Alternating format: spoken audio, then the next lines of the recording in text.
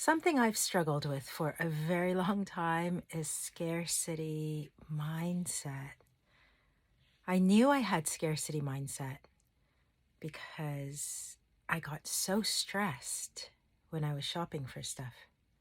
And the stress was always I would see stuff that I wanted, and then I would think, oh, the thought of getting the thing would cause lots of conflicting feelings. The foremost feeling being, I can't afford that. I would also get stressed if things got broken. That triggered massive stress because it made me just think, oh no, I have to buy another one with money that I don't have. There was always this sense that there was money that I didn't have, that I couldn't pay my bills. The weird thing is that I have, by and large, been able to pay my bills month on month and month. Not only that, for many, many years, not only that, although this is a long story and I'm not even going to get into what that looks like, but not only have I been able to pay for the things I need, but I've also been able to lose quite a lot of money as well over the years, because until 5 months ago, I had undiagnosed, untreated ADHD. One of the hallmarks of ADHD is impulsivity. And when I'm talking about impulsivity, as I experienced it, it's not like, oh yeah, sometimes I do something so crazy and spontaneous. Sometimes I'll just book a weekend to Europe or something. It's not like that kind of impulsivity where once in a while you get a crazy idea and it feels really impulsive and you do it. That's not what I'm talking about. I'm talking about all day long, tons of ideas are being generated in my brain. And amongst those ideas, like there might be like this, I used to describe it as like feeling like I had 1,000 thought streams going on at any given time. And all of them seem equally valid and equally important. And then amongst all of that, some of them will suddenly feel compelling. If I get sort of sucked into a particular thought stream, suddenly it will become hugely compelling. And then I'll have an impulse to do something, usually something really dysregulated, like send somebody 30 text messages. And I'll do it. And so impulsivity kind of, for me, was not about I can be impulsive. It was I do things guided by impulse all the time, every day. That's my norm. And I'm not choosing. It kind of seems like I'm choosing. I kind of think I'm choosing these things because I kind of think of myself as a person with free will. However, I've never opted to not follow my impulses. And I kind of rationalized that, and I rationalized it in lots of ways. I kind of was like, I'm just kind of quirky like that. I am really impulsive. And then when something occurs to me that I want to do, it seems incredibly paramount to follow through. And then I do it. Not only that, but the reasons that sort of come up to support doing anything I really want to do, it's just like an explosion of reasons and momentum and motivation. And so I just do the thing that my impulses are guiding me to do. And so because of that, over my years of scarcity, I have somehow managed to lose thousands and thousands and thousands dollars, pounds, whatever, starting right back when I was a student on student loans. I have so many stories about this, and it used to cause me deep shame, emotional, mental pain and whatever, but you know what, it all has been processed. I'm not even going to get into it now. But anyway, what I want to talk about is my journey of learning and discovery about what scarcity mindset is and what abundance mindset is. So, I was listening to Marisa Peer a few years ago. Marisa Peer, she's quite a well-known, an amazing hypnotherapist. She's British. She sometimes shares about how she embraced abundance mindset. So even when she had a small child and they were living with not a ton of income, but she would always consciously, intentionally say to her child that there was abundance all around them. She would express that in different ways. She would say, oh, we have everything we need. We always have everything we need. And she would point out how abundant everything was around them. And so, I was listening to Marisa Peer's teachings a number of years ago when I was working on this whole scarcity abundance mindset thing, because I knew I had an issue with scarcity. I knew that it was like a mindset thing. I knew it was a way that I was looking at things, but I didn't know how to get out of that. And this idea that you could look at your life through the lens of abundance and just keep pointing out all the ways that you saw abundance around you, it sort of made rational sense, but I couldn't bring myself to genuinely practice that because I didn't feel that in my heart. My house then is actually the same house I'm in now, which is a really small house. Well, it feels small because I've got loads of stuff and it's usually a huge mess. And I have 2 kids and I've also got like all this eBay stock from this eBay shop that I've been running for years, with tons and tons and tons of clothing. Anyway, so I couldn't ever bring myself to look around my space and think, I have an abundance of space. I have all the space I need. I have everything I need. I would always think, well, I actually could do with a lot more space. It would make things a lot easier. And this is really difficult to manage in these tight spaces. All the stuff I want to do, all the stuff my kids want, and all the space they need to play. That's really difficult in this space. So I couldn't bring myself to think about things in that way. But I am beginning to realize that for me, my sense of scarcity around resources, space, money, all of that for me, that sense is inseparable from my sense of the scarcity of all resources all across my life. So that includes time, that includes energy, that includes thinking power. So I kind of feel like if I think about something, plan something out, that's going to use up a certain amount of thinking power. If I listen to something, if I learn something, that's going to use up a certain amount of thinking power. And my ideas around my understanding of my own sort of ability to consume and take things in is that it's incredibly limited, to the point where in any given day, maybe I have 0 on most days. Or that's how it used to be before I started medication for ADHD.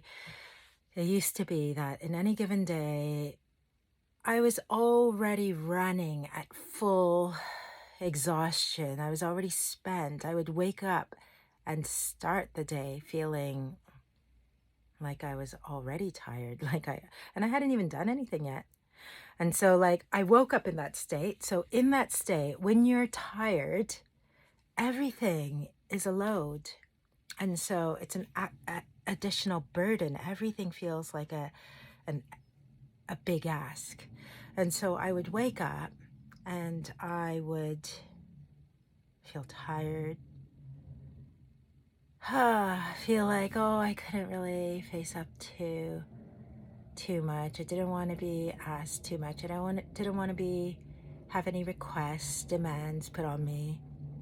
I would feel tired thinking like, oh gosh, like, what do I need to do today? And then I would think about, laundry that needed doing, or 7 loads of laundry that needed doing. I would think about the mess that was in every single space, every single room. And I would think about a little bit, I was like, oh, I really should work on this little whatever and this space here. And the thought of that would already exhaust me. And so this was just my mode all the time. I woke up with a full day ahead of me, already feeling in scarcity. I would already feel, even before I'd even used any minutes or any hours of my day, I would already feel like I didn't have enough time.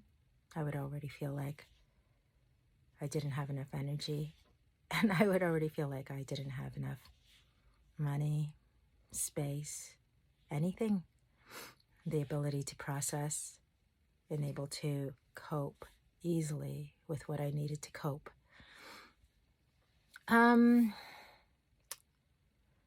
So how did that change? How did that change? Because my reality now is entirely different.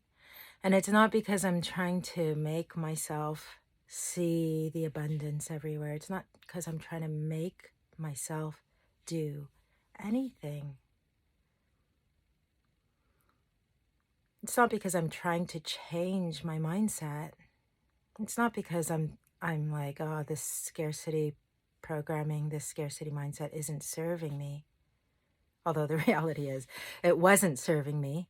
But that is not what has brought about this change. And it's not that this change doesn't look like, oh, this stuff isn't working, so I need to do this instead. I'm going to do that. It's not about getting rid of the thoughts and ideas not serving me and just intentionally, consciously taking up these thoughts and ideas and beliefs that do serve me. That's not what it's about.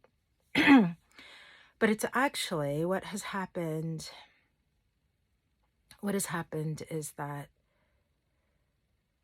over time, I have moved from a place where all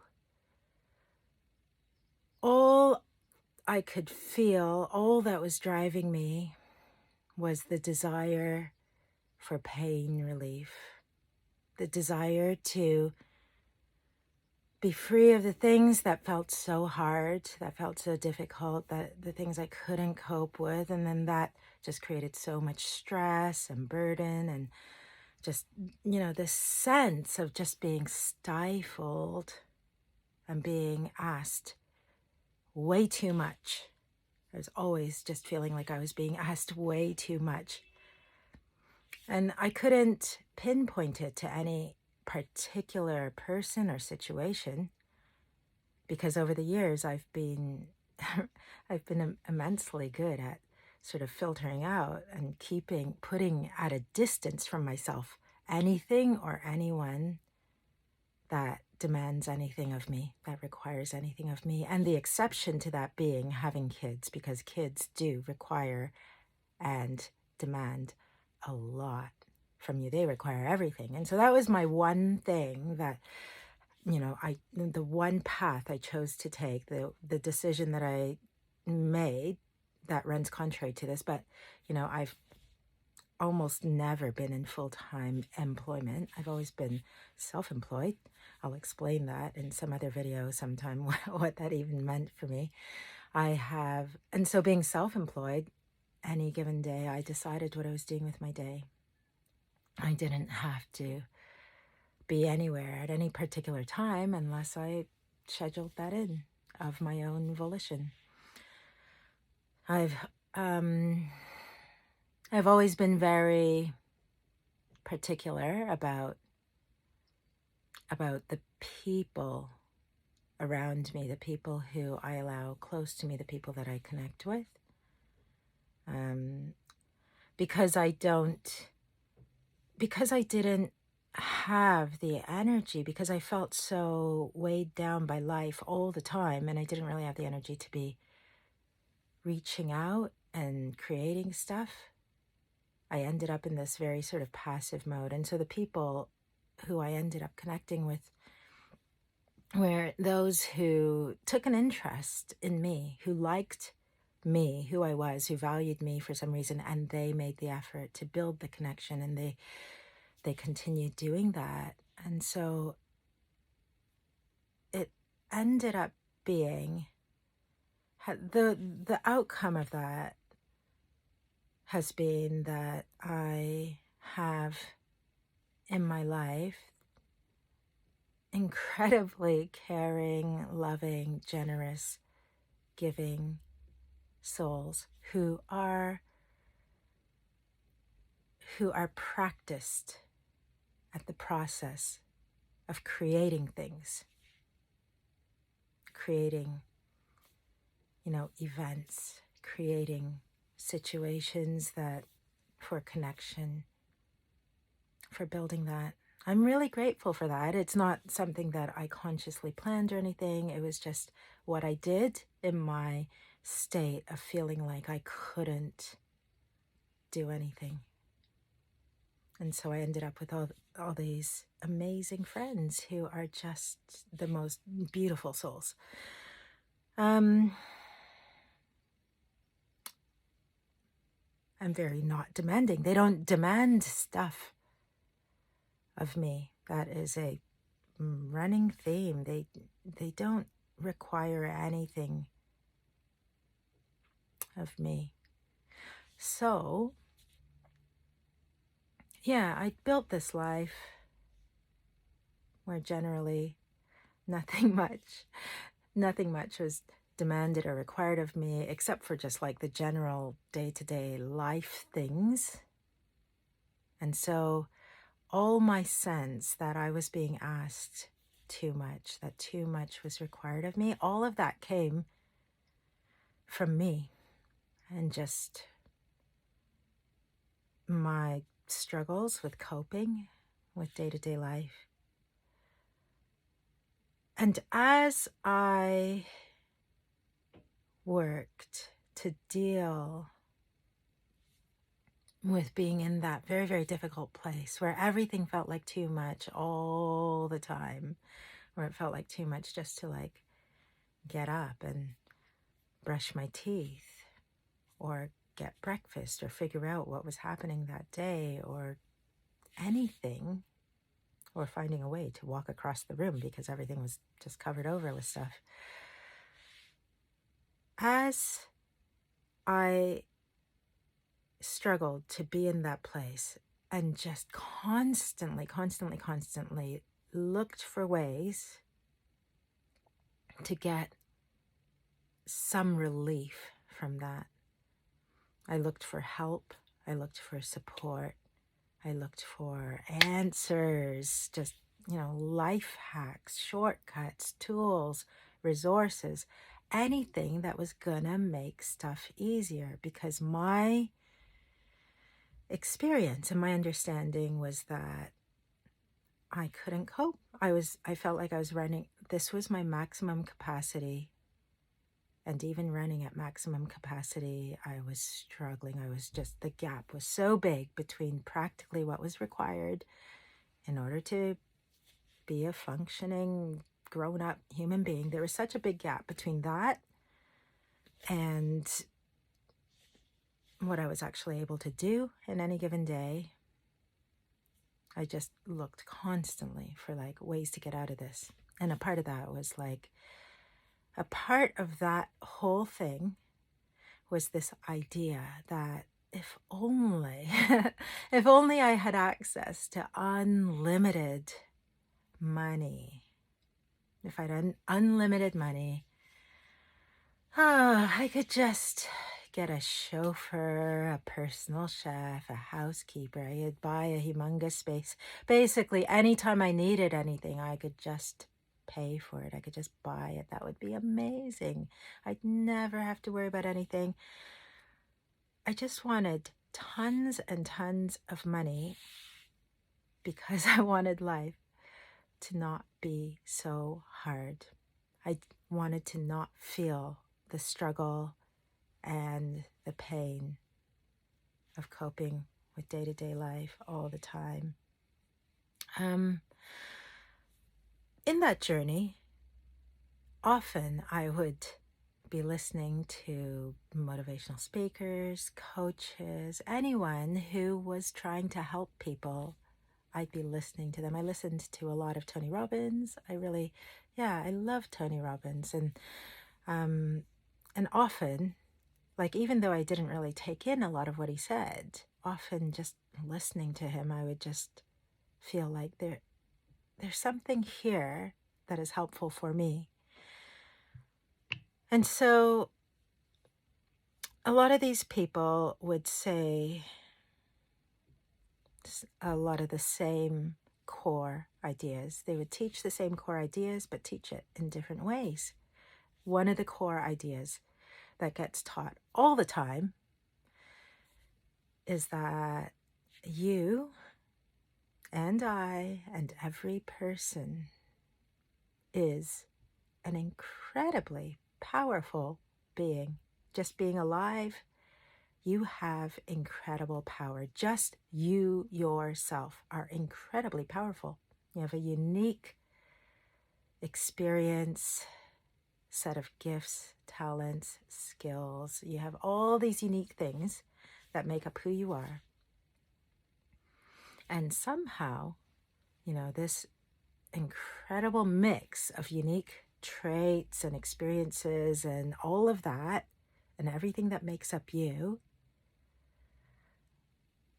this collection, when life is breathed through that, the result is incredible potential and power.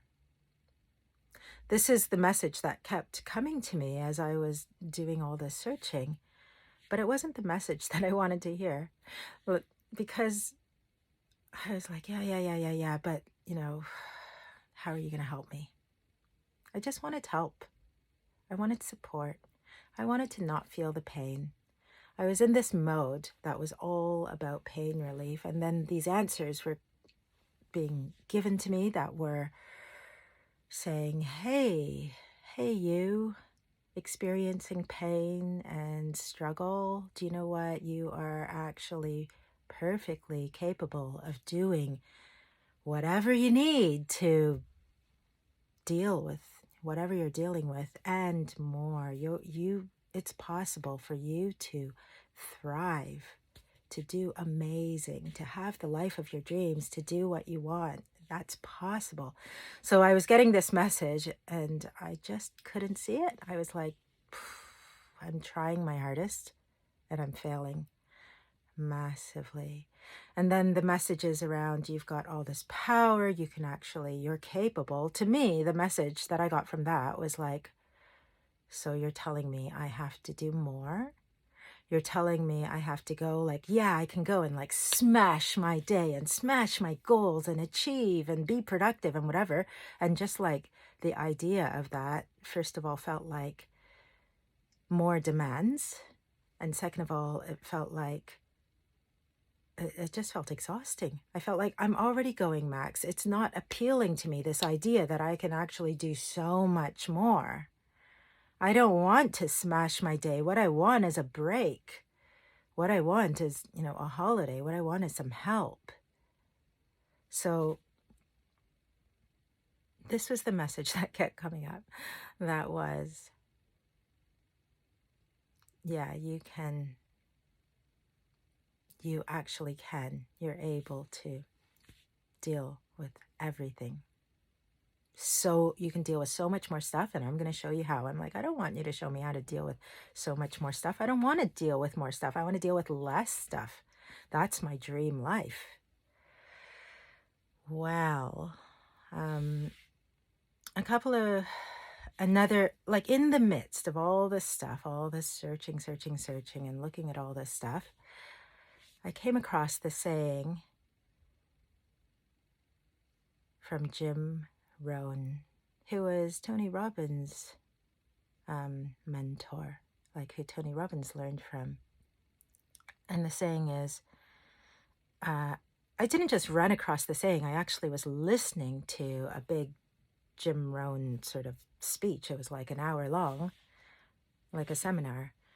And in the middle of it, I can hear it really clearly in my head, like Jim Rohn, his voice, the American accent. And I'm not very good with impersonations or whatever, but he kind of has this certain kind of lilt to the way he talks. And he said, don't wish that things were easier, wish you were better. He kind of says this thing like that. He goes, don't wish for things to be easier, wish that you were better. And it was the same message that I'd been hearing everywhere. But something clicked when I heard Jim Rohn say it just like that. Don't wish that things were easier, wish you were better. I think the reason why it clicked is because when I was getting that message from everybody else, it was just about, you can do better. I'll show you how. You can do more. You are more powerful than you think. You are incredibly powerful. Like I was getting that message and I didn't feel powerful. None of that resonated. But when Jim Rohn said it, he started first of all with, don't wish that things were easier. And that just like, ooh, it just really cut through, because that was exactly what I wished all the time. I just wanted things to be easier. That's all I wanted. I just wanted things to be easier. It just felt too hard. I just wanted things to feel easier, like I could easily deal with it. It was just all too hard. But the second half of that, wish you were better. Like immediately I was just like, oh, that's not about wishing I can do more. It's kind of like, okay, I'm trying to, like, life feels like I'm trying to lift this humongous boulder that is way, way, way too heavy for me to lift. That's what it feels like every day. And Jim Rohn is saying,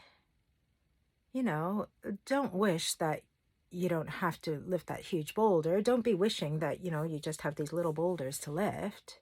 It doesn't matter what the boulder is. Wish that you were better. And so it's kind of like, wish that you could be like Superman. It's not like hard for him to lift a humongous boulder or a house or a planet. I don't know the limit of Superman's physical strength, but yeah, it just immediately made sense. I was like, you're right. The thing I'm searching for all the time is I'm just searching for how can things be easier? I can't deal with all this stuff, so how can I get support and help me deal with all this stuff? How can I implement hacks and shortcuts and strategies to make things easier all the time? The problem with doing it that way is that all of that implementation happens on a conscious level. And the difficulty I was experiencing was that I was already maxed out in terms of what my conscious mind could do. Trying to consciously deal with any tasking in a day. Well, this is like an ADHD thing as well, but I'm sure like everyone can experience this, is that there comes a point when, and for my ADHD brain. That point came very, very early. It came like as soon as I woke up, went to brush my teeth. That was already too much for my tasking brain to handle. But yeah, the problem was that my conscious mind was already being asked to do more than it could actually handle. And so when I was looking for solutions to implement and trying to use my conscious mind to fix the problem, which was that my conscious mind was already over capacity, I was trying to fix the problem by like loading more of a burden onto the thing that wasn't coping. And that just was never going to work. I heard that Jim Rohn quote, "Don't wish things were easier. Wish that you were better."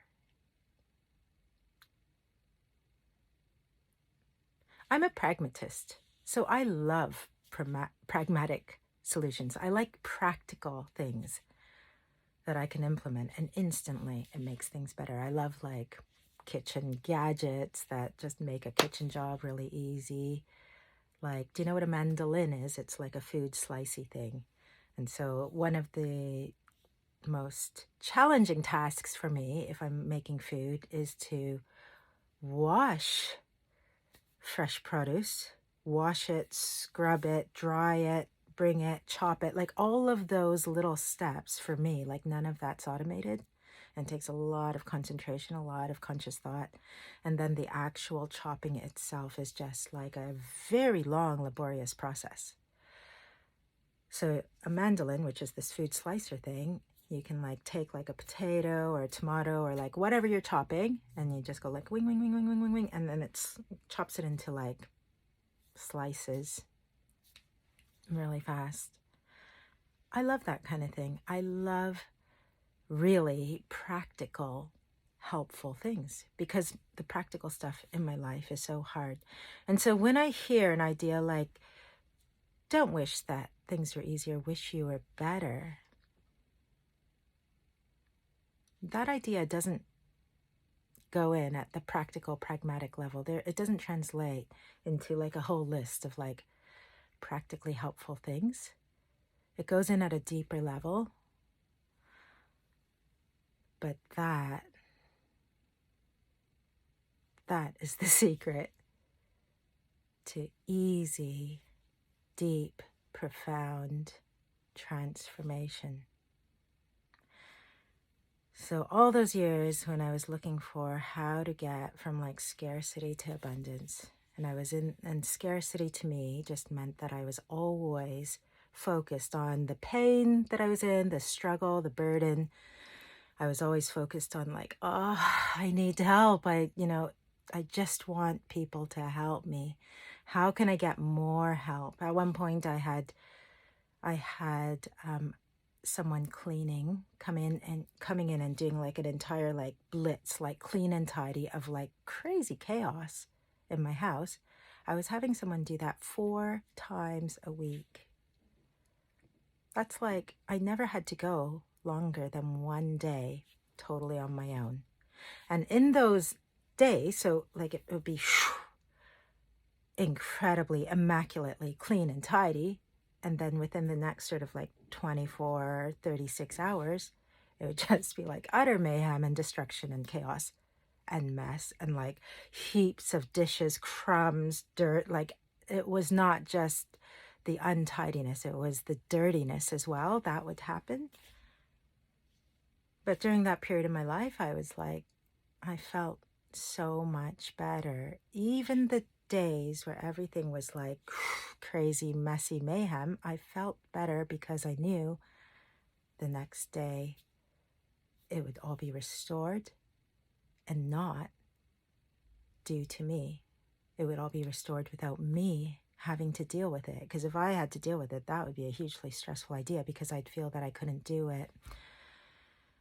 So when I moved from that mentality of everything is so hard, I just need help, I just want support, I can't deal with this.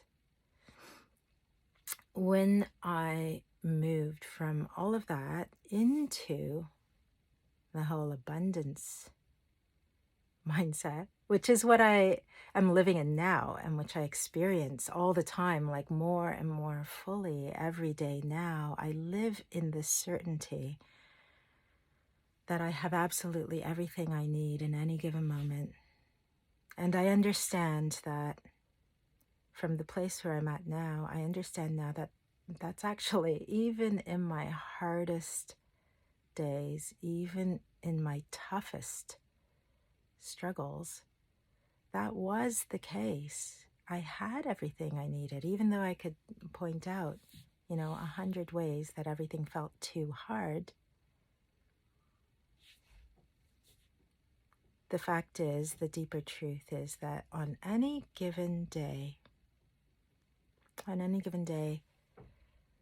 I was on my journey.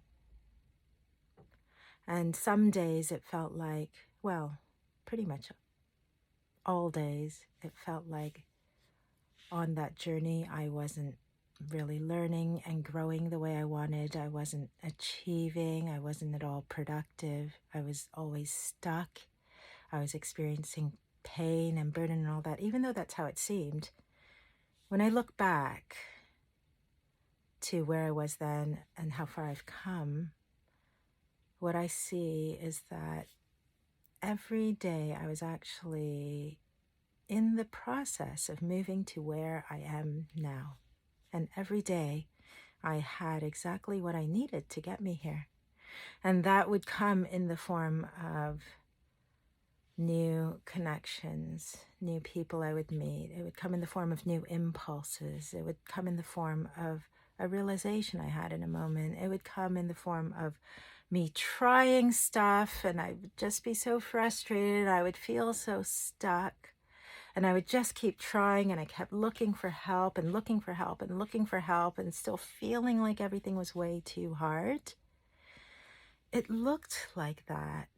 But the reality is that deeper things were shifting. A lot of what felt really hard was all of this conscious striving. Because when I was consciously just trying to change things and be like, okay, I'm just going to exercise. I did that for so many years, like trying to make myself exercise. I couldn't do it most of the time. I couldn't motivate. I couldn't get myself to exercise. Like stuff like that. I would be trying so hard with a conscious mind to force myself into some new ways of being, thriving, of, changing. I was always trying. And what I didn't realize back then is that when I was trying so hard consciously and failing, I actually wasn't failing. What was happening was that my subconscious, my powerful subconscious, was succeeding, which is still a part of me. Like the thing that I did not realize back then, that I now know so clearly, is that all of that conflict, that struggle, that striving, the burden, the whatever, I always thought that was me not being able to cope. I thought that was about requirements of life just being too much, about there being way too much on my to-do list, and me not having the capacity to do any of that stuff. I thought that was the struggle. It wasn't. That was not the struggle. What I've realized is that the struggle was actually a battle between parts of myself against other parts of myself. And so a lot of the time, if it was about action implementation, that was just about my subconscious fighting my conscious. They were just like, conscious would lose like pretty much all the time because I have ADHD. When you have ADHD, your conscious tends to lose like most of the time. Your subconscious, like I kind of, now that I know about having ADHD, what the symptoms look like, and then I started understanding how that translates, what that looks like in real life, I kind of look at like what happened in my life in terms of my outcomes, my behaviors, my thoughts, my feelings. And then I look at what sort of like neurotypical people experience. One way to look at it is that in my experience, my subconscious was all powerful. And so from my subconscious, if I didn't want to do something, that was always going to win. If I wanted to do something, that was always going to win. Some people call this, like the conscious mind in this equation, they call that willpower. It's the ability to make yourself do the stuff that you don't want to do. But it's actually like what that's really saying is that you can consciously override your subconscious motivations. And so what that looks like is like people who are neurotypical or don't have ADHD, they give advice like, yeah, you just need to be a bit more disciplined. And so that's kind of like, so my ADHD subconscious is like Arnold Schwarzenegger. And then my ADHD conscious is like an infant, like a newborn baby, like it can't even roll over. It doesn't even have muscles to roll over. That baby is never going to overpower physically Arnold Schwarzenegger. You don't even have to go as far as Arnold Schwarzenegger. That newborn I'm just like getting super extreme, exaggerated in these examples because like that's another part of my ADHD thing. I like to really, really exaggerate things to really say the point, but that's not even necessary. It's kind of like, you know, my conscious mind is like that baby. And like my subconscious is like pretty much anything not a baby, like any age of human that actually is able to walk and feed themselves and pick things up and whatever, able to pick up the baby. My subconscious is just, you know, it gets to do what it wants. It gets to walk across the room if it wants. It motivates everything. But then in like the neurotypical experience, it's not quite so extreme, that difference. And so you've got your subconscious, and yeah, your subconscious is like a bit stronger, a bit beefier. But then your conscious is not a newborn baby that can't roll over. Your conscious is kind of like maybe like, you know, the slightly puny sort of adolescent, but you can work out like your conscious mind. You can get your like adolescent puny conscious mind to work out and sort of start building muscle. And so you get these sorts of articles saying like, did you know that willpower is a muscle? You can just exercise it. I watched a TED talk about that actually. I love stuff like this. I don't like watch. I actually used to look for ways to build my willpower. I used to find it incredibly encouraging and hopeful and inspiring to think like, yeah, maybe it's possible.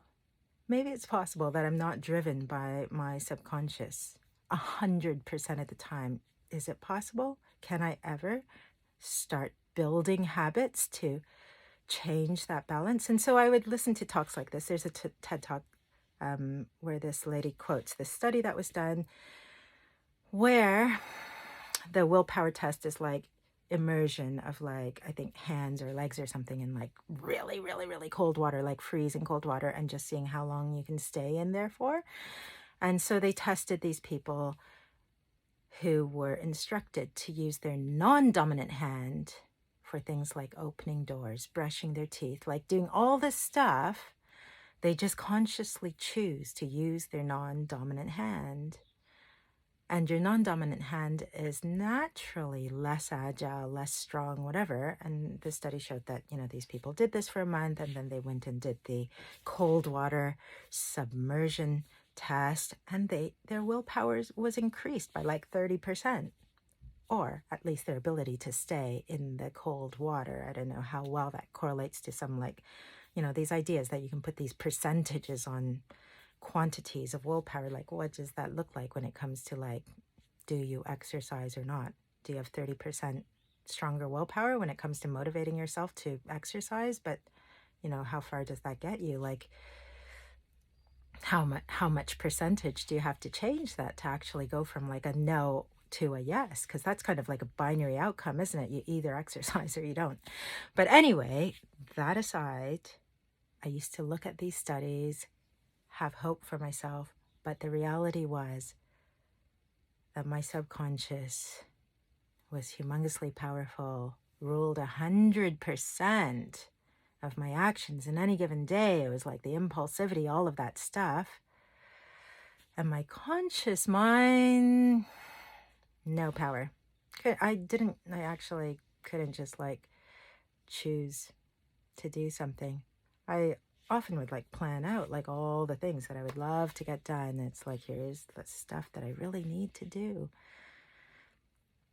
And that would be like a list that I'd spend hours planning that literally was the list of all the things that I could not motivate to even attempt ever, which would then have like loads of implications on my life and all that. But anyway, the big realization is this. All the pain, all the struggle that I was experiencing was actually my conscious and subconscious in conflict. That is really, really disempowering, really painful, really hard. And when you get that kind of internal constant conflict within yourself, that is the opposite of self-love. So when you understand that self-love, the absolute ground level, like the basis of self-love is self-acceptance. And when we're talking self-acceptance, we're not talking about just like accepting some, little list of like, oh yeah, this is how I look, this is how I speak, this is how I do this. It's not like a little list like that where you then just are like, okay, I accept these things. Self-acceptance at the deepest level is about all the internal parts of yourself accepting each other. So it's about your conscious mind accepting your subconscious mind and vice versa, and about working together. And this is where the power comes in, because when your internal self, like the different components of yourself internally, are rejecting each other, fighting each other, defying each other, trying to coerce each other, trying to persuade each other to their own ways, always trying to force to one side or the other in this kind of conflict. Or you have stuff like, shadow work, where you're kind of like, there are parts of yourself that are too painful for you to even accept, so painful that you just like hide it and deny it. When you have like stuff like that, like parts of yourself that you deny, or that you avoid, or that you reject, or that you suppress, you don't allow that part of yourself to express. For example, like your desires. Like if you don't allow yourself to have desires, you're just like, oh, no, I don't, no, I'm good with everything. Like, I don't need anything. I won't be a bother. I don't want to be a bother to anyone. Like, I have no needs. I have no desires. That's just actually the opposite of self-love when you kind of take that approach. So we're kind of trained into lots of these sorts of ways where we are trained to suppress ourselves, to find certain parts or certain things about ourselves unacceptable. I talked about this in like the video I posted yesterday, actually, but like, for example, like if you were trained very young to think that it's unacceptable for you to be angry or to express anger, that's still a part of yourself. So the thing about self-love is that it's about all of you accepting all of you. And you are a complex being, like with many facets and many components. And it's about all those different parts accepting each other, even when they're in direct conflict. And so like your conscious mind might be like, I need to do my accounts or my budget. And your subconscious mind might be like, oh my God, I get freaked out thinking about my finances. I'm probably like, these examples, I kind of, as I come up with them, I think like these are terrible examples because they're kind of like, I'm sure they're not going to apply to so many people. These are just like more sort of ADHD kind of examples, right? But anyway, suppose you have that going on, or like suppose like you have like a task that you're avoiding, and like that's your subconscious mind not wanting to do that, and then your conscious mind is trying to make you do that.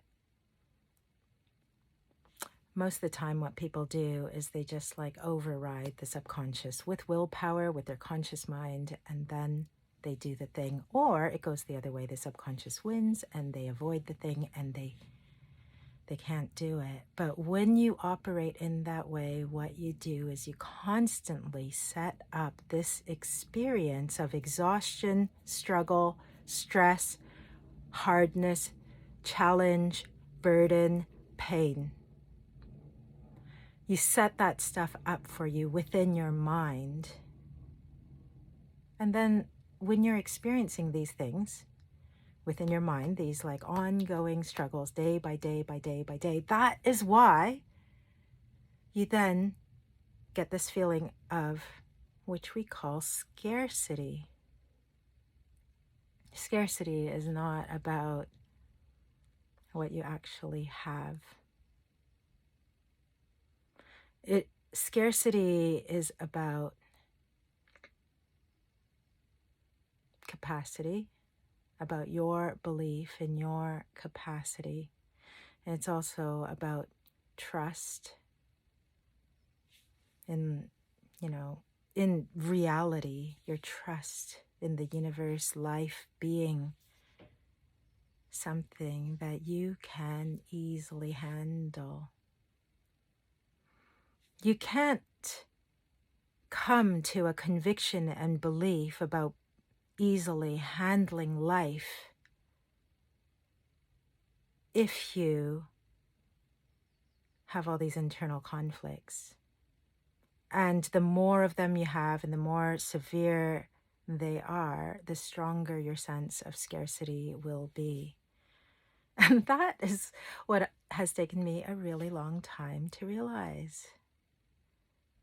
People approach scarcity, abundance, that kind of mindset shift through this kind of like superimposing this layer of like consciously reprogramming those things, those beliefs and feelings that are coming up from your subconscious.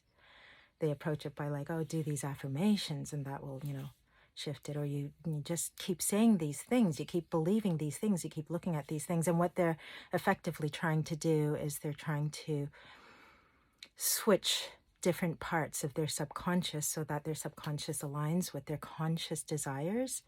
So what they're really trying to do is they're trying to align their subconscious and conscious desires. But they don't think of it that way. They think of it more of as like this sort of battle of influence and persuasion and sort of like input and whatever. And it sometimes works because what happens is the subconscious can, through sheer dint of repetition and constant input, the subconscious can change in the way that they're looking for, that their conscious wants. And then, but what they don't understand is that that shift in mindset isn't coming about by just like battering away at it. That shift in mindset is really just the natural result. Abundance mindset is simply the natural result of getting your subconscious and conscious to align, to accept each other, to work together. And the more you integrate all the parts of yourself that you find not acceptable, that you find too painful to even admit, the more you do that and the more everything aligns within yourself, the more easy everything feels. And the easier things feel and the more aligned everything is, the more easily you'll just handle everything in your day. And then you start feeling the abundance, which is really just the alignment of everything within yourself. And so it's taken me a really long time to sort of figure this out. My subconscious doesn't care. Your subconscious actually doesn't care about the passage of time. That's your conscious mind that cares. Your subconscious mind doesn't care if, like, suppose you sleep for 10 hours. So during that time, your conscious mind isn't clocking up the minutes. During that time, your conscious mind is, gone off. It's kind of switched off. It's your subconscious mind that gets to play. Your subconscious mind doesn't ever go, oh my God, like, when are you ever going to wake up? We've been sleeping for so long. It's been 10 hours. Oh my God. Your subconscious mind doesn't do that. It just it'll happily dream for 1 hour, or it'll happily dream for 10 hours. It doesn't really care. And so it's taken me a really long time to find these sorts of alignments and start understanding that everything begins with self-love. Everything begins with self-acceptance. That is how life gets easier. That is how you start even figuring out what your dream life is. If you start trying to figure out what your dream life is from that point of scarcity, you're going to be too caught up in the scarcity and desiring pain relief to even know what you truly want. Like, suppose you have this deep, a part of yourself has this deep feeling of not belonging, not being lovable, not being worthy, whatever. Suppose there's a part of you that's feeling that and experiences tons of emotional pain and need all the time, right? That's the space you're in. When you think about what you want, what your dream life is, lots of the answers coming to you are just going to be about not feeling that pain anymore. And so for example, suppose you have a career as suppose you're an actor, or suppose you're a businessman or whatever, your dream life, you might think, oh my God, what I really want, my goals, my dream life are about huge success. And then you start writing out this is what I want. I just want huge success. It looks like this. It looks like this kind of evidence of success and status and whatever.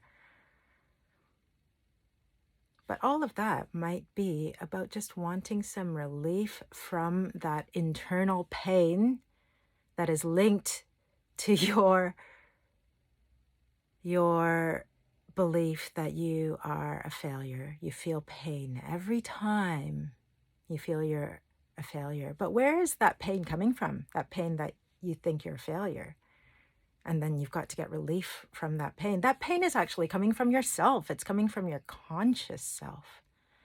That's a subconscious conscious conflict. That's your subconscious mind really wants to feel loved and really wants to feel successful. And your conscious self is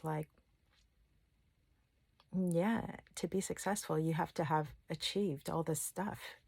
You need to be making this much money. You need to have this much recognition. You need to be famous on this level. You need to be getting these kinds of results. You need to be getting this kind of validation. So that's your conscious is the bit of you yourself are withholding the acceptance that you yourself are craving. That is the secret. And that's the truth. is that all the sort of internal pain and the struggle and the burden and whatever, it may just feel like it's just from like, oh, that's my experience. This is how I feel. This is what I need. This is what I need from the world. And then whenever I get anything from the world that looks like rejection, it just feels so painful. It's like, no, it's not like that getting rejection from the world feels painful. And it's just that getting rejection from the world confirms the pain that's being inflicted by yourself when you refuse to accept yourself exactly as you are, when you refuse to love yourself exactly as you are, when you refuse to give value to yourself exactly as you are. That is the truth. And when you experience all this pain that you're attributing to these things that activate it, you know, these people that annoy you, or these situations that annoy you, or these people who like do stuff, and then, you know, you think they're being like really mean to you or rude to you, or they're just like, you know, they're just saying stuff that shows like what a failure you are, or how annoying you are, or like all your deepest fears.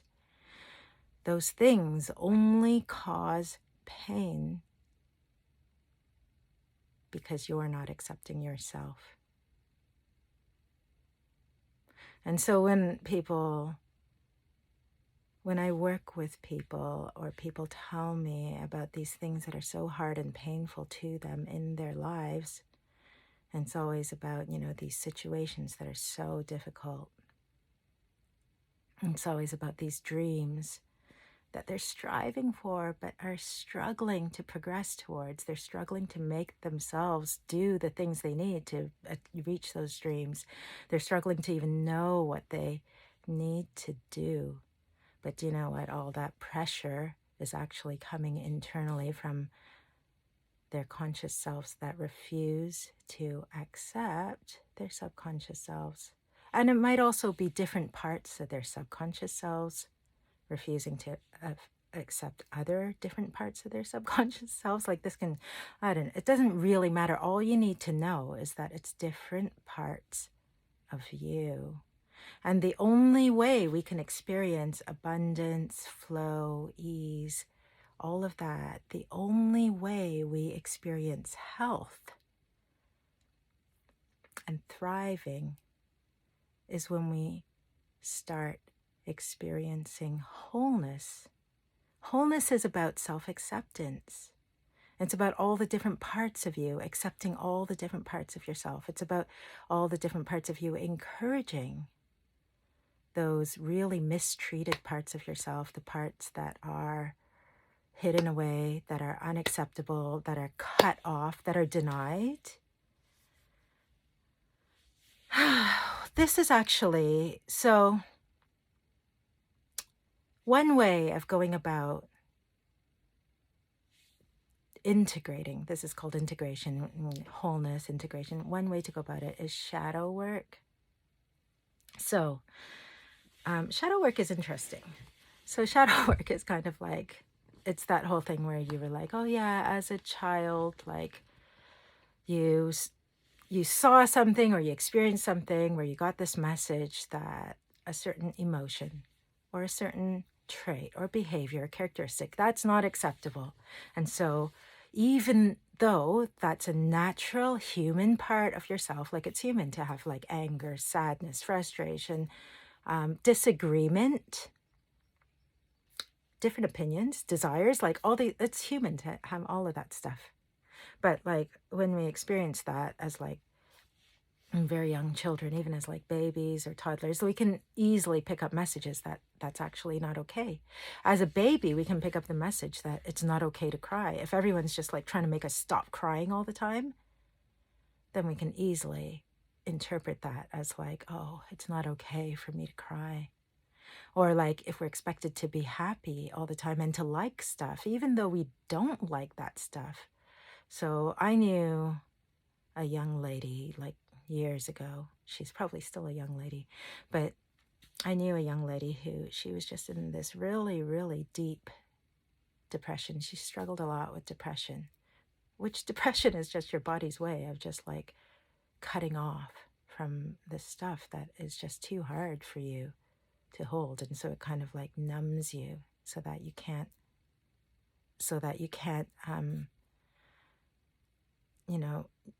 feel like all that stuff that is feeling like too much for you. But anyway, she was in this deep depression, and like one thing she talked about was how she has this memory of every year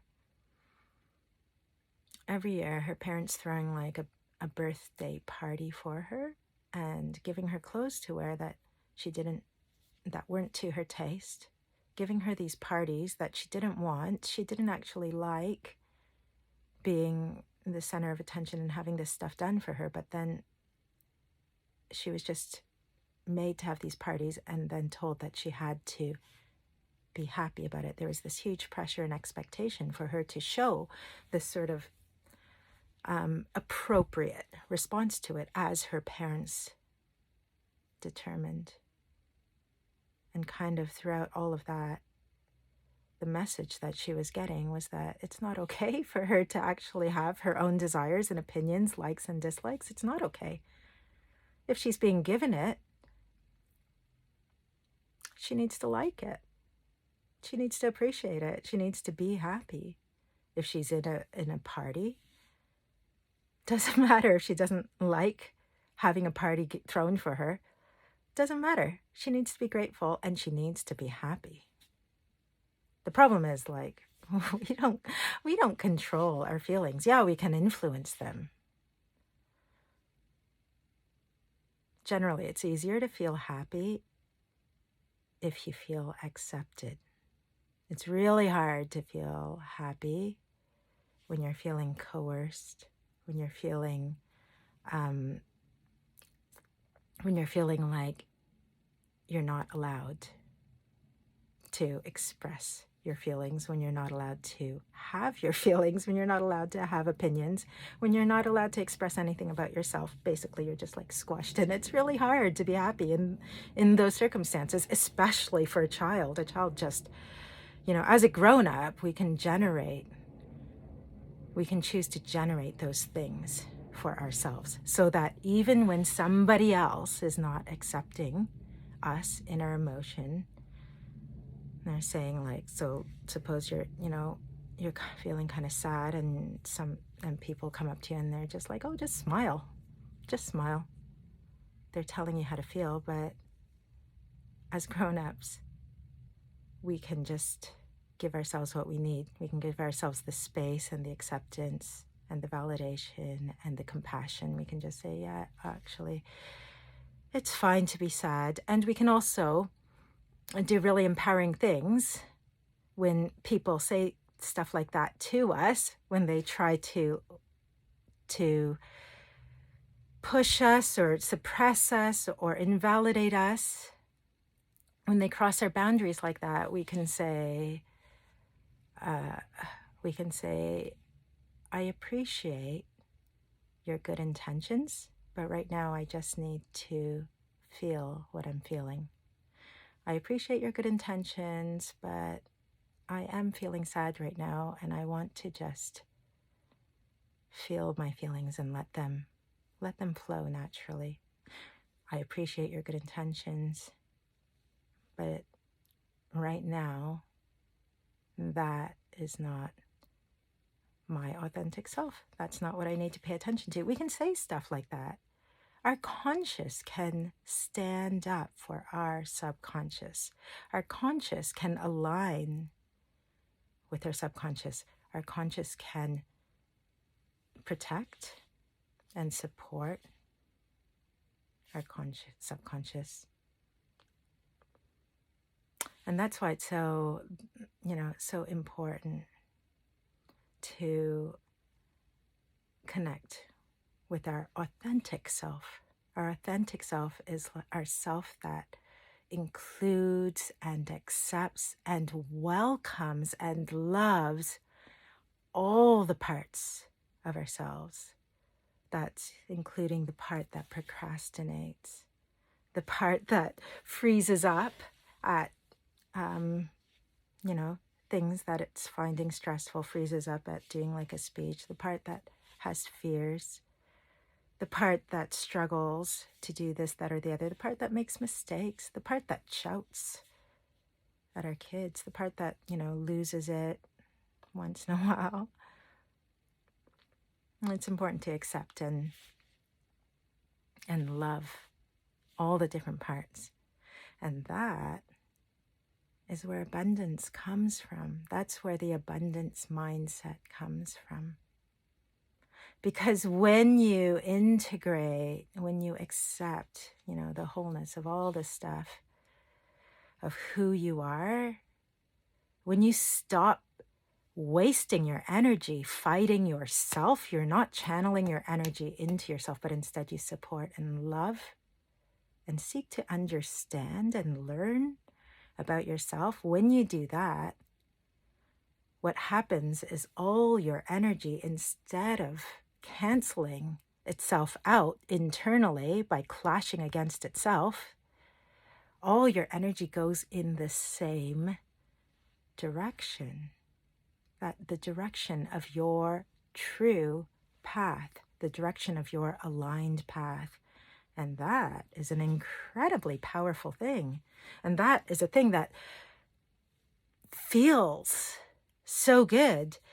Imagine that you have like a big object to move, right? Like suppose this is life. Life is you wake up and you've got to move this big thing across the street, this big heavy thing. And then moving this big heavy thing, you've got all these different people. If you imagine all those different people are like different parts of yourself. And so some of those people are kind of like smaller and weaker, and some of those are much bigger and stronger. And then like, if they all push in different directions, life is going to be very, very hard. It's going to feel really hard to get that big heavy thing across the road. Or if you leave all the heavy lifting to like the littlest, weakest people, and then the biggest, strongest ones decide to either work against them or just sit down, not even bother trying. And it's going to be really hard. But if you work with what you've got in the moment, and so you use your strongest people, you let the little people do whatever is most appropriate for them. Maybe they kind of look out for bits that fall off from the big thing and they grab those and bring them across. Everyone's working in the same direction for the same goal. And they all accept each other and they don't try to make each other do anything different. And they're not arguing with each other or working against anyone else. When that happens, everything becomes infinitely easier. And that is sometimes called flow. That is sometimes called flow. It can look like tremendous outcomes and productivity. This big heavy thing has been moved across the road swiftly, smoothly, easily. That's what it maybe looks like. But what it actually is everything aligning in self-acceptance, everything aligning in supporting each other, in loving each other, in having compassion for each other, everything within yourself. So this is kind of, I don't know, I hope this has served you, and I hope you've thought of some practical applications for this. And this kind of like, I hope this will come up for you kind of like in moments where it will be helpful for you. The thing is, you can't see what you can't see. You don't know what you don't know. There's like, I'm a part of, at the moment, I'm signed up for a membership for this group, which this is my second year of being signed up in this membership. But I never use it. And, years ago, I would have felt terrible at paying this monthly membership and being committed for an extra year when literally I never use it. And I haven't in like 8 months or something. I used it for about a month after first signing up, and I renewed it for the second year, and I'm still not using it. And this would have really bothered me, but it doesn't now. I'm just like observing that, and I'm thinking, okay, like I could use it, and I trust myself that I will use it when that's right for me, in terms of like my flow for the day, what's important to me in any given day. It's available to me. That app is available, that community is available, the resources are available to me on any given day. And I trust that when it belongs in my flow for any given day, I will use it. And I might use it every day for a week or weeks or a month. I might start using it today again. I might not. But I trust myself right now, because all my internal components of who I am completely support, celebrate, love, accept each other. Anyway, that's not why I mentioned the app. I mentioned the app because there was a part of the community is different types of inner work, like doing different types of inner work. One is inner child work, which I'm really passionate about, and I do that. I do a lot of that. I've done a lot of that for myself, and I do that for other people, like inner child meditations and inner child healing, where you give yourself the space to acknowledge really difficult childhood experiences that are still impacting you today. And in that space where you acknowledge that, you don't re-traumatize yourself, but you bring everything that you need, and you step into the ownership and the power of bringing your powerful grown-up self now into that part of your consciousness, and to that part of yourself, into that part of your subconsciousness, to really heal and give to yourself everything that you needed but didn't get. So that's the inner child work. Another component of this community I'm a part of is shadow work. And so people, as they're doing these bits of inner work, they post on the community questions, or they reach out for support or whatever. And last summer, one day out of curiosity, like I went onto the community and I was like, started reading through messages in different forums. And then I ended up like just engaging with these discussions for like 5 hours straight or something. I was up all night pretty much doing this. But one thing is coming to me about some of the posts that people were putting in shadow work. So shadow work is about accepting the parts of yourself that you reject. And people were posting things like, okay, I'm doing this workshop. I'm doing the shadow work workshop. What's coming up for me is that I really need to accept the part of me that is annoying.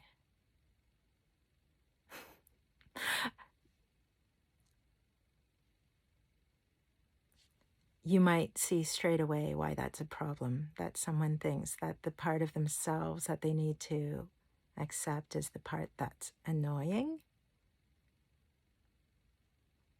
Because already they've judged that part of themselves as annoying. There's no such thing as a part of you that's annoying. There's no such thing, similarly, there's no such thing as a part of you that is stupid. There's no such thing as a part of you that is burdensome. These are all judgments. These are all like, somebody has looked at you and been like, you're so annoying. That is so annoying. That doesn't mean you're annoying. That means that they are judging you as annoying. That means you're annoying them. That doesn't mean you are annoying. That's not your problem. That's their problem. The part of you that needs accepting is not like the judgment. The judgment is what we peel away to see what's underneath that. What is it that you feel you're not allowed to be? Because if you are that thing, people are going to say you're annoying. What are the parts of you that you feel you have to keep in check for fear that you're going to annoy people? That is the stuff that needs acceptance and compassion. So suppose you sometimes ramble on, go off on tangents. I can't even imagine what that might be like, right? I'm kidding. That's like an ADHD thing. Happens a lot.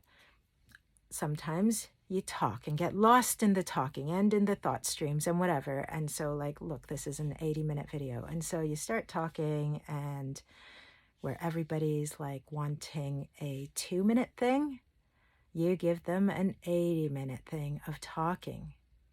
That doesn't mean like, because I've spoken for 80 minutes. That doesn't mean I'm annoying. It doesn't mean I'm self-obsessed. It doesn't mean I am just like super, I don't know what other negative things you could attach to that. Just like selfish, inconsiderate.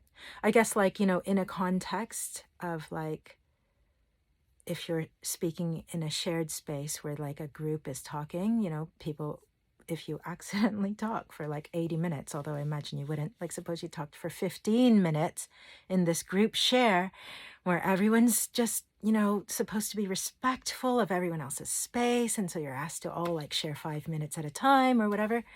And like, you've just completely lost track of it, or you've tried to say the thing, but you weren't able to get around to your point or figure out what it was, or you forgot it. You spoke like 15 minutes or whatever.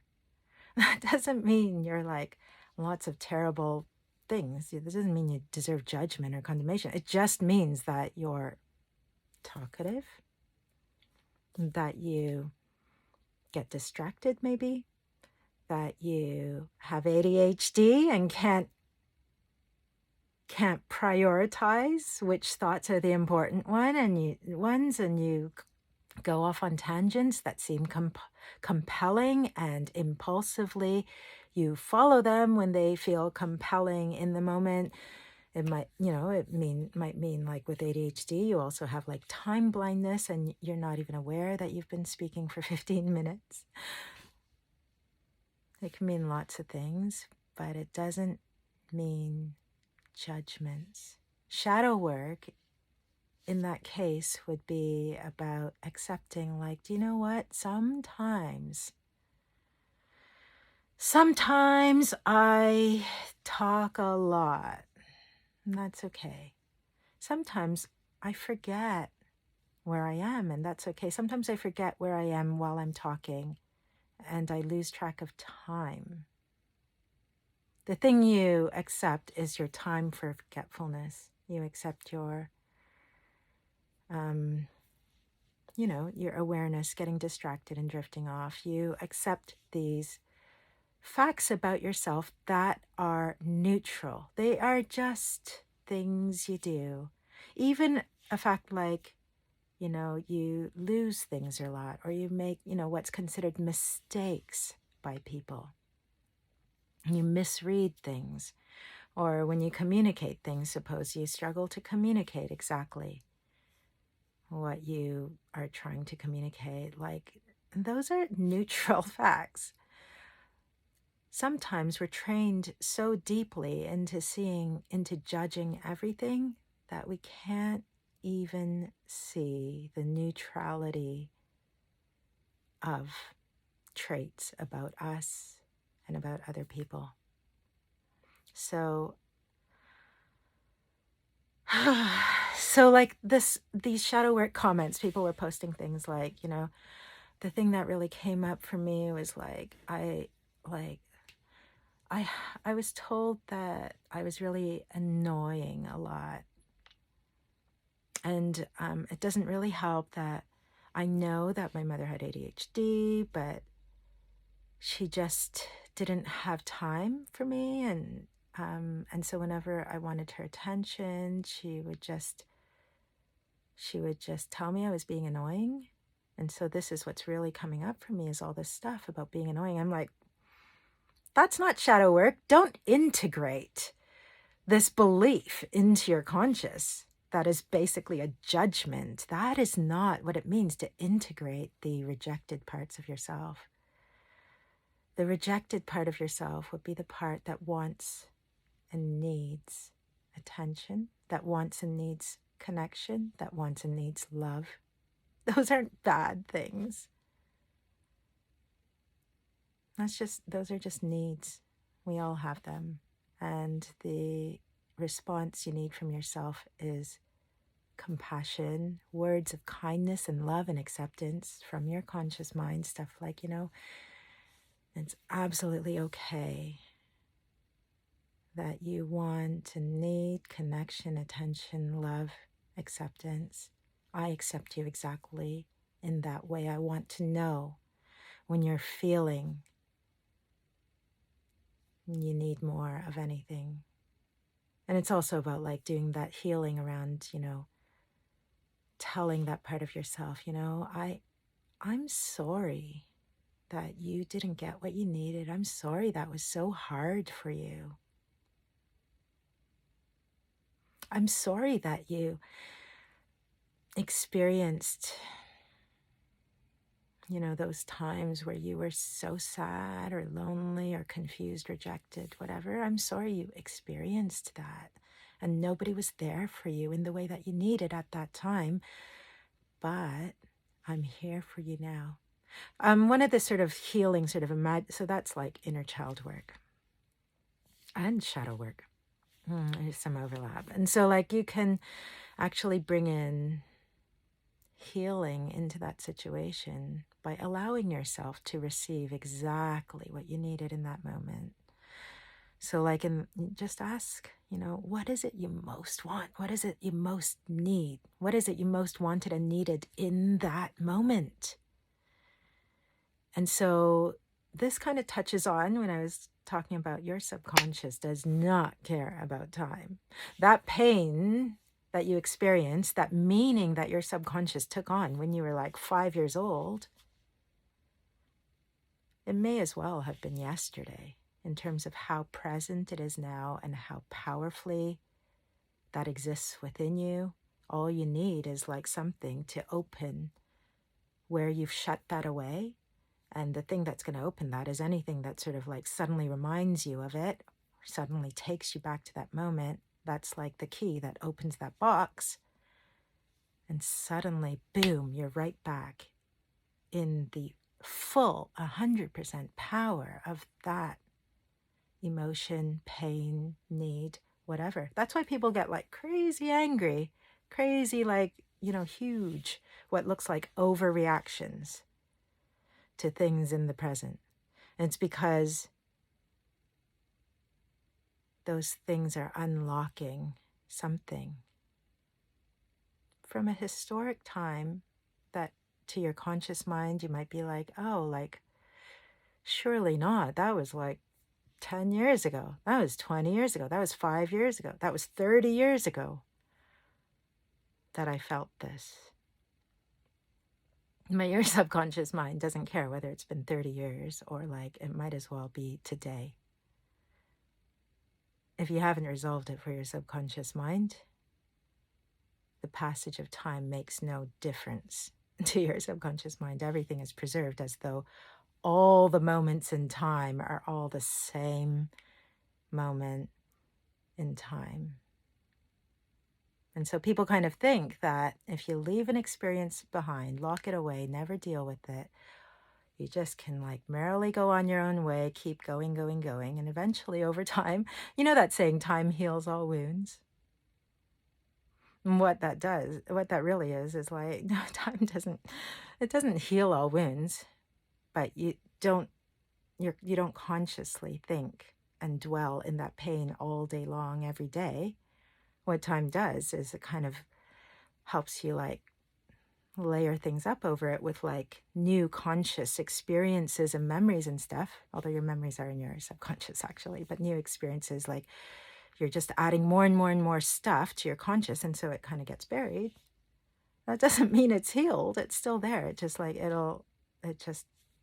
for different people, it activates according to different triggers. And so, yeah, that can be sort of like a surprise or a shock or an unpleasant surprise to sort of realize something's there that you thought you were healed from. Time doesn't heal the wounds, but love does. Specifically, self-love. You are the person that's in there that's closest to yourself all the time. It's your love for yourself that is the most powerful. And that doesn't mean that other people loving you does not have impact. But the impact that has in terms of healing is when other people loving you starts influencing yourself so that you're able to love yourself. Like, for example, like if you've had this messaging, this really, really deep messaging that you're not lovable, and that's your experience, and you keep sort of recreating this experience over and over and over. It's really painful, and you keep reinforcing this message and this belief, but then somebody comes into that little tight knot of painful belief, and they prove that you just cannot be right about you not being lovable, because they love you and they love you and they demonstrate it and they demonstrate it and they demonstrate it. What can happen is that as they demonstrate love for you, you can start becoming able to see that you're worthy, that you're lovable, that you are loved. Because they love you, you are loved. And that means you are lovable. And somebody else accepting those parts of yourself that you judge and condemn and reject can start helping you to accept and love those parts of yourself. And so the healing comes when you start doing that. It is about that internal process. But we all naturally sort of desire healing, wholeness, integration, ease, flow, power, happiness, joy, all those things. We all want those things, but we go about chasing those things the wrong way so often because we look for something on the outside to bring that to us. When the key to all of that stuff, the reason why we don't have any of that stuff is when we withhold it from ourselves, when we fight ourselves, when we channel that energy internally. And then we can get distracted by the moments where those sorts of internal beliefs were born. So we might keep returning to some traumatic memories where that happened, and then that made you feel this, or that made you believe that. The problem is that when you remember those traumatic events, and then your mind gets caught up in the actual trauma of the event and just keeps reliving the painful, traumatic message. And the painful, traumatic message is always one that creates separation within yourself, that always creates detachment, disowning, rejection within yourself, from yourself. And so the problem is, like, when you go into a traumatic thing and then you recreate that, the problem is you can go the opposite way of what you really need. You can just keep reinforcing the wound and the problem that happened. And that happens a lot when people don't understand that the key to everything is about self-acceptance, about accepting all the parts of yourself, about all the parts of yourself working with each other. It happens a lot when people think the problem is something outside, when the problem is like a situation that they have no control over. The problem is how someone's treating them. The problem is how they're unable to cope with certain things, or unable to stand up for themselves, or unable to do this, that, or the other.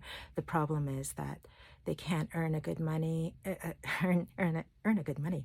They can't earn a good income. They don't have much money coming in.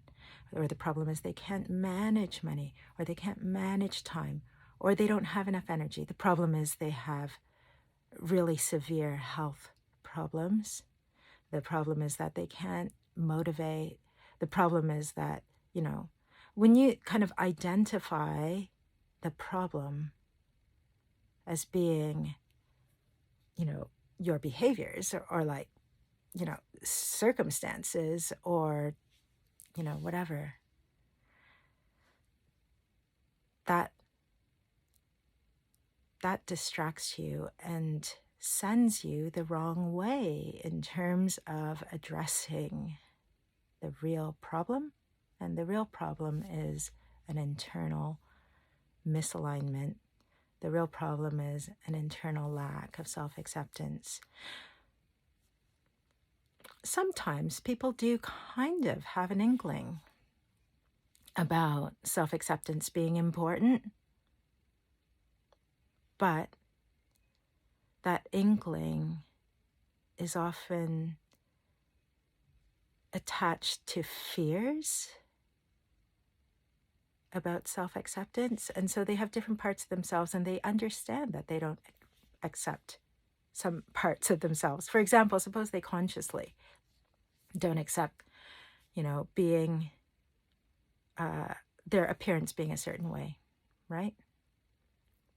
And they know that. They're just like, oh, I just like don't have a body positive image. I don't like see my body positive. I can't love my body. I'm sorry, I just can't, because like it's hideous. And I know I should, but I just can't. And sometimes sometimes ideas like that and beliefs like that are linked to other fears.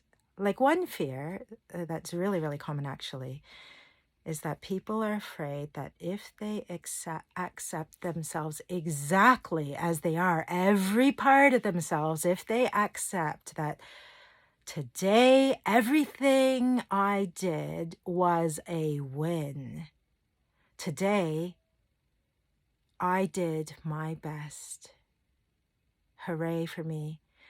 People are afraid that if they say something like that and their day was actually like they procrastinated all day long and their house is a mess and they ate junk food and they shouted at their kids, or like, people are afraid that if they love and accept themselves exactly as they are, they're afraid that that means that they're encouraging that behavior. And they're saying like, hey, yeah, do this every day. This is what I want you to do every day. And that's what they're afraid of. They're afraid that if they accept themselves exactly as they are, then they're never going to change. And that is not like the way they're living and whatever. That's not in line with the life that they want, the things they want to do, the things they want to experience. And they're afraid that if they accept it, they're going to be stuck in that forever. But really, it's actually the opposite is true. The more you come down hard on yourself for doing stuff that's not aligned with, your visions and your dreams and what you want, the harder it's going to be to change those things, because you're going to set up resistance. Also, it's that situation of like your internal parts being the people trying to move the thing across the road. You're all pushing against each other. Let me give you an example of this. Like, suppose somebody gives you, like helps you out in some way that you really appreciate. So Like, suppose what might that look like for you? Like, you ask someone for a favor, you ask them to give you a lift somewhere, or to look after your dog while you're away, or to come help you do a thing. Or they, or you're like throwing a party and then they offer to like bring all the food or drinks or whatever.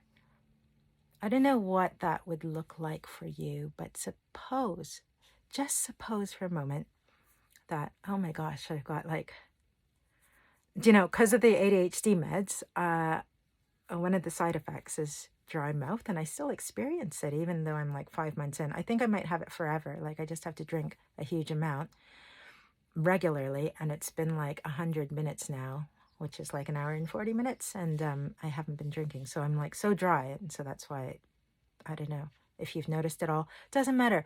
Anyway, suppose that someone's done this really, really impactful thing for you, a favor that you really appreciate, okay? And so like they've done this thing, and you are feeling like,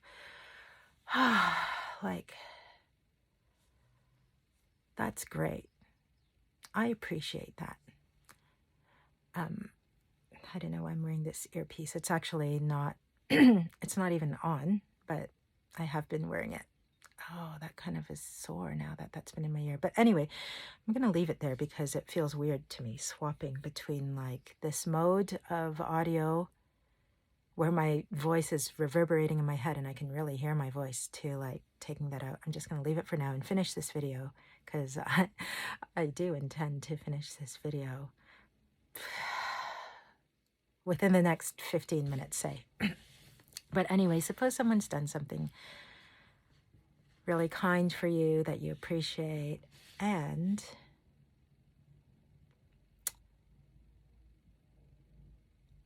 they're doing this thing, they've done this thing, you're receiving this help. And then just as you go to say, thanks, I really appreciate it, they get really angry and they start saying to you, I do so much for you and I give you great stuff. I just give and I give and I give and I give. All you do is take and take and take and take. You don't appreciate anything that I do. And then the angrier they get, the more they start adding on to that personal attack. Like, add on to that whatever, you can imagine somebody might add to that. And then they tell you, you should be grateful. You should be doing this, that, or the other. So they're like saying all this stuff to you. And as they say this stuff, you're being attacked. The natural response to an attack is to defend yourself. That's what happens, like, naturally. It's instinctive for most of us. And so your mind is no different. You're being attacked about, like, you never do anything, and then like immediately you just start thinking, like, the moment before, all you were thinking was like, oh, I'm just grateful, thanks for helping me with this. That's all you were thinking before. But suddenly, in the face of this, instead of thinking about how grateful you are, you start thinking, hang on a second, like, there are loads of things that I've done. This just isn't true. Like, yeah, you have helped me out a lot, but I've always been here for you in different ways from like what you do, because we all bring different things here. But actually, like, when nobody else was willing to like listen to you, when you were like doing this, that, or the other, and then you start like thinking about all the things that are basically a defense, an argument to say that what they're saying is wrong. And suppose they're doing that, and then they round off all the stuff they're saying, they sum it up with basically, say thank you. You never say thank you. All I want is for you to say thank you. All I want is for you to appreciate me. All I want is for you to say thanks to me and acknowledge that, I do all this stuff. Like, this is huge. What I'm doing for you is huge. And then they start to go into details about what an amazing thing they've done for you. Now, like, they're kind of doing this, kind of like thinking that they're pointing out how huge this is. And like, naturally, what they should get from you is like, you'll be like, oh my God, you're right. This is humongous. I am such an ungrateful wretch. But that's not going to happen. Sometimes, very rarely, but most people put in that position of being attacked. Most people are going to respond with defending. And it also puts you in a position where it is impossible. It's impossible for you to align with that other person. And it's impossible for you to express the gratitude that is in you. Because they've put you in a position where if you express it, it's no longer about you expressing what's on your heart. It's only about you complying with what they're trying to force you to do in that moment.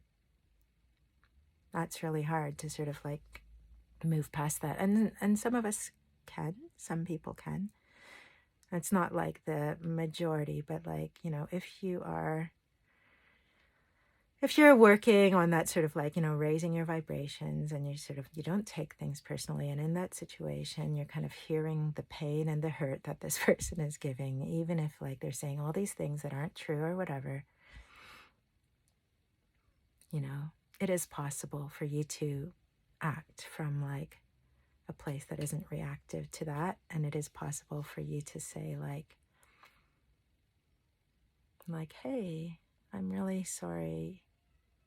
I'm really sorry that, I clearly haven't communicated enough or communicated clearly how grateful I really am for everything you do for me and how grateful I am for what you're doing for me now. I truly am grateful. Like, you can respond that way. That's like the high road, right? And that is the way that really we are all moving towards. Because that is the response, not the reaction, that brings all of us into alignment with self-love, self-acceptance. Anything that someone does to attack doesn't affect us, because attacks only affect us, only hurt us when they reinforce a part of our own selves that is attacking ourselves, is judging ourselves, is needing something, is wanting like acknowledgement or to be seen a certain way or to be validated a certain way. Attacks from outside only hurt us when we have these things in ourselves that we need to resolve within ourselves, either our unmet needs or our self-judgment. So I hope that makes sense. If you've had any light bulb moments over the course of this like hour and 10 minutes or whatever, I would love to hear about it. Please share in the comments below. This is the work that I'm passionate about. It's the journey that I've been on, and it's the process that, it's taken me a lot, just a lot of everything to learn in this way and to start, engaging in that process where I started recognizing more and more and sifting through the parts of myself that aren't aligned with each other, learning to accept, learning to figure out like which bits are dissonant, which bits are getting in my way. And so like those feelings of like, time scarcity or just like waking up and feeling I've got way too much to do in a day. It's stressful, it's overwhelming. Those thoughts and feelings and those beliefs are coming from, they were coming from like the part of me that felt pressure to achieve things a certain way. The part of me that felt pressure to sort of like judge my day as failing or succeeding. Like the part of me that was like, clashing with the other part of me that was actually motivating all the stuff that I was doing. And so it's been a big process.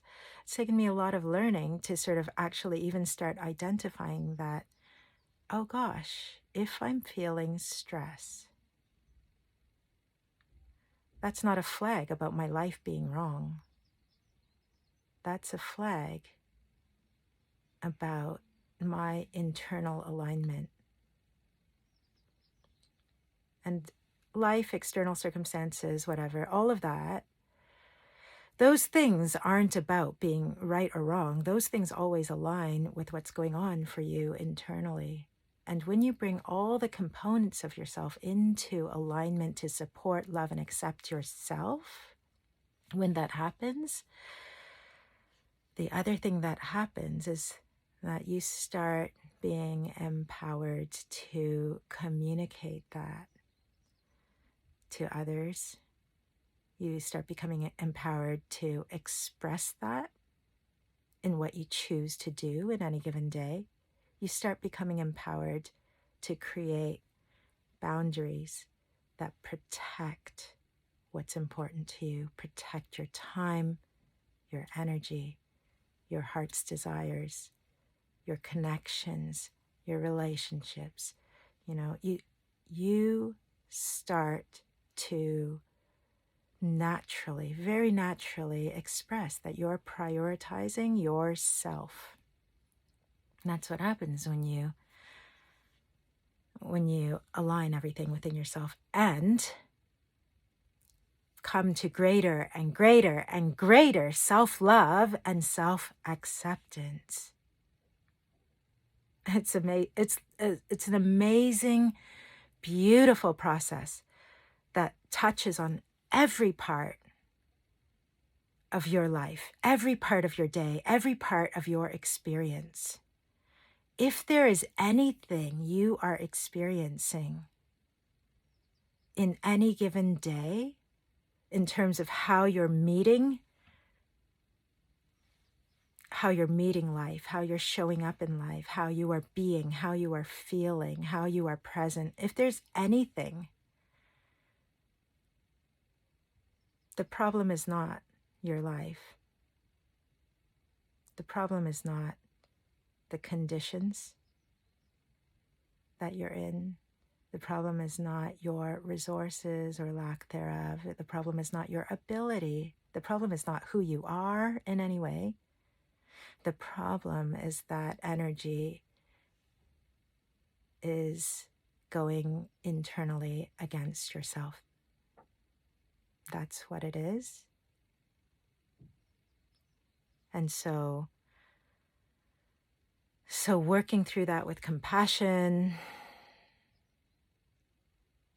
growing awareness of what that is, starting to align, everything that you think, believe, feel, and do, starting to align all of that so that everything is going the same direction, so that you're not getting in your own way with self-judgment or with demands or with conditions. When you stop doing that to yourself and instead start with compassion, acceptance, permission to be you, permission to be all the parts of you, and to love all the parts of you. When you start with that, your experience of life is very different. And I'm speaking from experience. And this is stuff that has all come into place in my journey over a very, very long period.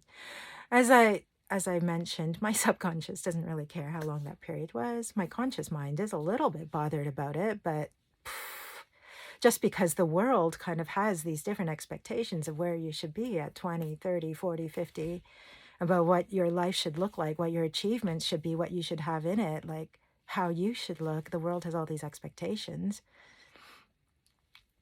And so my conscious mind is aware of those things and aware of like the passage of time. And my conscious mind is like, holy cow, like I've been doing this for like over 30 years. That's a really long time. I didn't expect it to be this long. I've been doing this for over 40 years. Oh gosh, been doing this for nearly 50 years. Yeah, my conscious mind is aware of these things, but my subconscious isn't bothered. And as my conscious mind just like acknowledges these neutral facts about the passage of time, you know, with my heart all aligning more and more and more with complete self-acceptance and embracing my journey exactly as it is,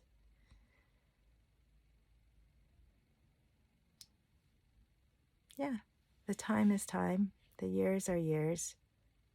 That doesn't mean I'm failing or succeeding, but what I do celebrate every day now and all day long is I celebrate all of my experience.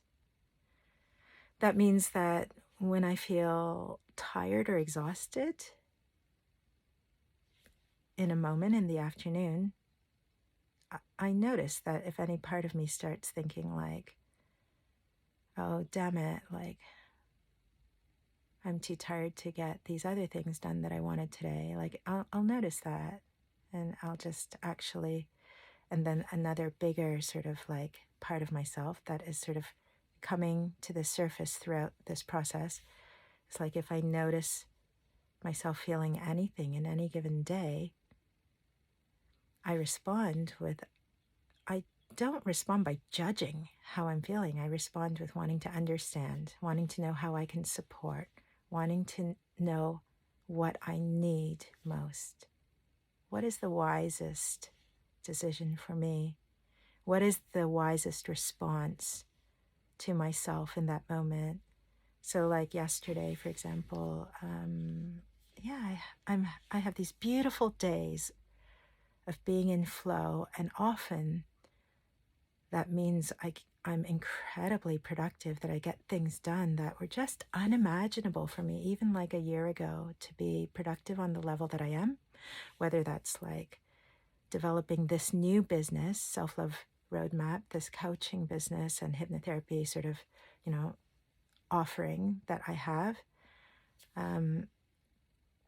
So I'm doing a lot of work and learning around that, about building this business. I'm also, you know, doing a lot of work around changing my living environment and the space that I'm in ways that I wasn't able to do before because I was in conflict with myself, trying to make myself do stuff, although like, yeah, for quite a while, like there's been less and less conflict with that as I've come along to reaching this point. This coming to this point was about everything aligning. My subconscious and my conscious stopping fighting each other, and everything within me starting to agree to work together, to pull in the same direction, to support and love and accept one another, to not fight and argue when they wanted different things or thought different things. And so like there isn't a case of like my conscious is like that instance of me being tired yesterday. It's not like if my conscious mind for a moment was just like, I did want to do this other stuff maybe today. Like if that surfaces for a moment, my conscious and my subconscious don't like fight about like who's right and who's wrong. My conscious actually just is like, hang on. However, I did want this stuff, but I totally love and accept myself exactly as I am. And what is it that I most need right now? And like, I thought for a moment, at that moment when I was like that, yesterday afternoon, I was like,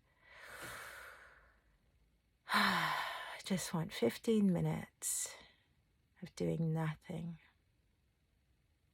And after the 15 minutes, I think I'll just take it easy for the rest of the afternoon, maybe the rest of the evening.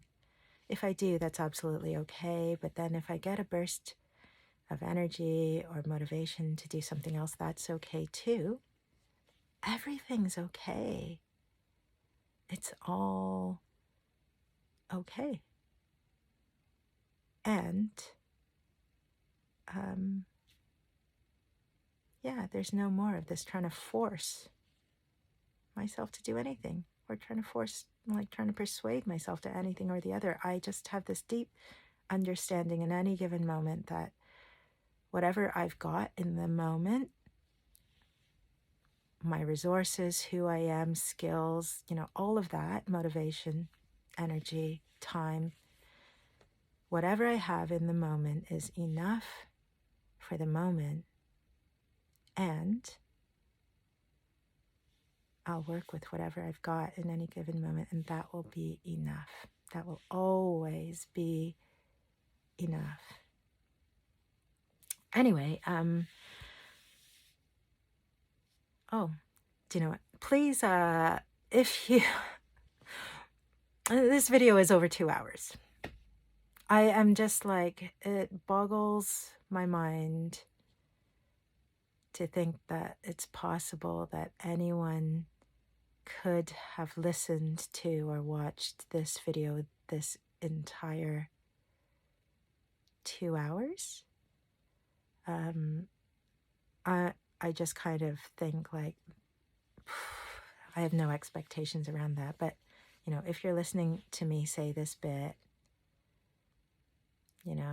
thanks for spending this time with me. I'm here to serve. I hope that in what I've shared, it will help you to reach increasing levels of self-compassion, self-acceptance, internal alignment, understanding about yourself, insight about what you need and what you want, insight about where you're at, where you want to go. Please do like, subscribe, and share to my very brand new channel. And I have a website, Self-Love Roadmap. I'll put the links are all in the description anyway, but I currently am offering 6 weeks of one-to-one coaching, which involves tailoring my support. It's my coaching of you in your life on your journey where you're at to reach greater levels of integration, wholeness, healing, self-acceptance, self-love. Not because that's like a big priority for you. Most people, that's not a big priority for you. But understand that that is the key to unlocking everything that you desire. It's the key to sorting out everything that is hard for you, that you struggle with, that you don't want in your life. This is the key. And this is the key that I support people on one-to-one, weekly, through this sort of like little bit of exploration, giving the space to look at what's needed. But also the really powerful bit is we engage both your conscious mind and your subconscious mind to all align to work towards what it is you want. And so with like the subconscious mind work, we do all kinds of things that works directly with your subconscious. So stuff like, whatever works best for you. Because what I find is every person is different in terms of the stuff that really gets them and the stuff that the processes they really love to engage in and what they could really do with sort of expanding on. Everyone's different, but stuff like working with the subconscious mind would be stuff like we could use stuff like affirmations or like meditations. We can use stuff like visualization exercises. We can I also incorporate hypnotherapy, which is just mind-blowing. And I'm going to talk about it sometime.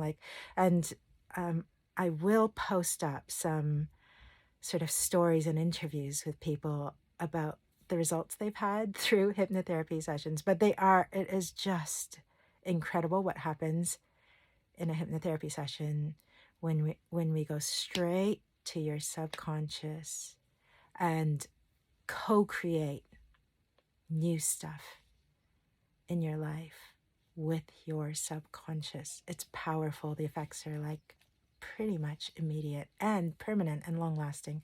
So people do use hypnotherapy for stuff like, breaking habits, like stopping smoking, or like having a good relationship with food, using it for stuff like losing weight, health conditions, pain management, pain reduction, all kinds of things. It can be used for stuff like that. But in my 6-week coaching program,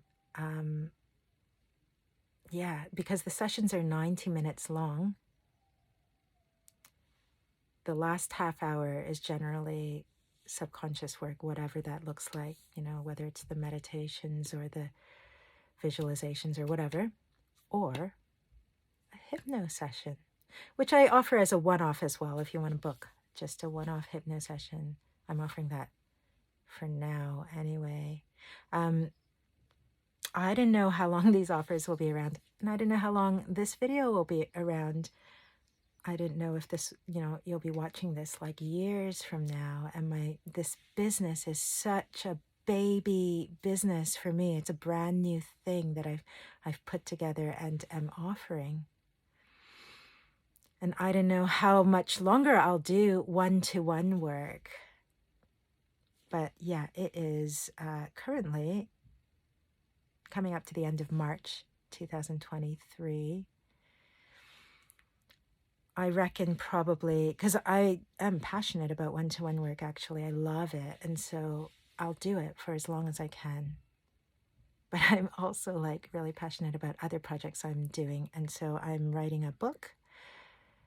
I'm writing a load of books under the umbrella of Self-Love Roadmap. And so one of those, the first one, which I'm done, but I think I'm going to like rewrite it actually, because in that process of writing that book, I've journeyed so much that I've kind of come to a different idea of like understanding of what I want to communicate and how I want those books to operate. And so they're very, very short little books that are super pragmatic and helpful and include guided meditations to help reprogram your subconscious to support you with whatever that particular book is about. This book is the Little Book of Getting to Sleep. So it's to help with anyone who identifies with problems with sleep, whether that's like having trouble getting to sleep or having trouble with broken sleep or having trouble wanting to get to sleep in the first place or deciding to go to sleep ever, stuff like that. Anyone who's just not got support from a sleep pillar in their life being one of the solid things that are supporting their well-being, this book is for them. So I've got these books going on. I'm going to be doing so many audiobooks. I'm really passionate about using my voice to guide people and help people and support people. So yeah, I've got all these other things going on as well in terms of work, the work that I'm developing. But of course, I've also got, all the other parts of my life that are super important to me, like my children, family, connection, service, wherever that expresses. So yeah, I'm not sure how much longer I'll do this one-to-one work for, but if you're interested, you can find out all about it on selfloveroadmap.com. And if you're interested, feel free to contact me through the website and we can have a chat about it. You can send me some questions.